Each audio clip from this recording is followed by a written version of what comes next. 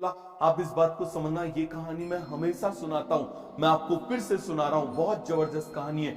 आपने महाभारत सभी ने देखा होगा। महाभारत में आपने वो अभिमन्यु वाला आपने इंसिडेंट आपको याद होगा कि जिसमें अभिमन्यु किसके अंदर, चक्रव्यूह के अंदर चले जाते हैं और उनके पीछे पीछे बाकी पांडव जाते हैं, लेकिन बीच में जयद्रथ खड़ा हो जाता है और जयद्रथ उनको आगे जाने नहीं देता।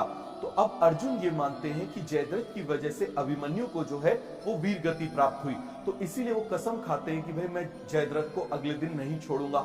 ठीक है, अब क्या होता है, वो जयद्रथ के पीछे जाते हैं तो उनको रोकने के लिए बहुत लोग आते हैं, बहुत लोग आते हैं, इवन गुरु द्रोण भी आते हैं, कर्ण आते हैं, सब आते हैं। आप ये समझो अश्वत्थामा, कृपाचार्य, ठीक है, सब कुछ जितने भी होते हैं सब के सब वहां पर आते हैं। ठीक है, सब के सब वहां पर आते हैं, लेकिन कोई भी उनको रोक नहीं पाता। वो मतलब ऐसे आ जाते हैं कि मतलब आप ये समझना, एक को हराया दूसरा आ गया, दूसरे को हराया तीसरा आ गया, और जब आप मुझे बताओ तीसरे तक पहुंचे तो पहला वापस आ गया। और अर्जुन को घेर घेर के सारे तरफ से, चारों तरफ से वो कर रहे हैं, लेकिन अर्जुन सबको हराते हुए आगे बढ़ता जा रहा है, सबको हराते हुए आगे बढ़ता जा रहा है। तो इस ड्यूरेशन में जयद्रथ एक बात पूछते हैं, याद रखना इस बात को, ये बात बिल्कुल एक्चुअल में, ये महाभारत पर्व में भी, महाभारत जो एक्चुअल बुक है संस्कृत की, उसमें भी ये मेंशन किया गया है। और आई थिंक इससे बड़ी चीज कुछ भी नहीं है। मैंने आपको क्या बोला, मोटिवेशन सब फेक होते हैं। मोटिवेशन, आप इस बात को समझना, आधा घंटे उनका असर होता है, बस उससे ज्यादा असर नहीं होता।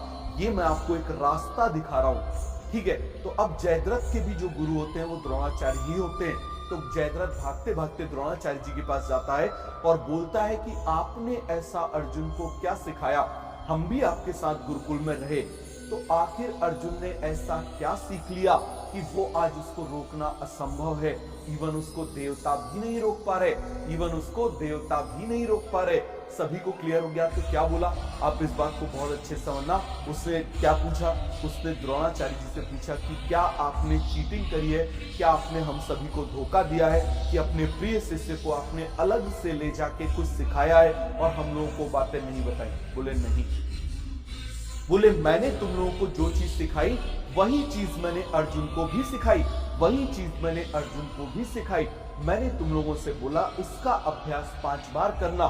तुम लोगों ने उसका अभ्यास गुरु आज्ञा मान के 5 बार किया, लेकिन अर्जुन ने उसका अभ्यास 50 बार किया। उसकी प्रैक्टिस कितने बार करी, 50 बार करी, जिससे अब अर्जुन उसमें परफेक्ट हो गया, मुझसे भी ज्यादा परफेक्ट हो गया। तो याद रखना, स्टूडेंट टीचर से भी ज्यादा परफेक्ट हो जाते हैं। मैंने आपको बताया कई बार ऐसा हुआ है, आईआईटी एडवांस का जब पेपर आता है ना, तो सारे इंस्टीट्यूट के जो है ना, वो जितने भी अच्छे टॉप टीचर हैं उनके कॉल कनेक्ट हो जाते हैं, वो कॉन्फ्रेंस पर होते हैं, भाई ये क्वेश्चन सॉल्व नहीं हो रहा है सर, ये क्वेश्चन सॉल्व नहीं हो रहा है, बताइए जरा इसका आंसर आप क्या दे रहे हो, इसका आंसर आप क्या दे रहे हो। इस तरीके से कनेक्टेड हो जाते हैं और उनका पढ़ाया हुआ स्टूडेंट उसमें 100% स्कोर करता है। तो इस बात को आप बहुत अच्छे से बात को समझना। मैं आपको सिंपल सा आपको रास्ता दिखा रहा हूं। परफेक्शन लाना चाहते हो तो आपको कई बार आपको करना पड़ेगा। मैं ऐसे कई स्टूडेंट को जानता हूं जो लास्ट ईयर 300 और 400 की लाइन में थे, इस साल 710 को टच कर रहे हैं। उन्होंने इसी बात को पकड़ लिया और उन्होंने और कुछ भी नहीं किया। एक बुक को उठा के, एक नोट्स को उठा के 50 बार कर लो, आपका सिलेक्शन कोई रोक नहीं सकता। याद रखना, सिलेक्शन क्या, कोई आपको रोक नहीं सकता रैंक लाने से। क्लियर हो गया? सभी को अच्छे से बात समझ में आ गई? बोले जरा। तो हाँ भाई, आज जो है ना, आज हम रिवीजन भी करें।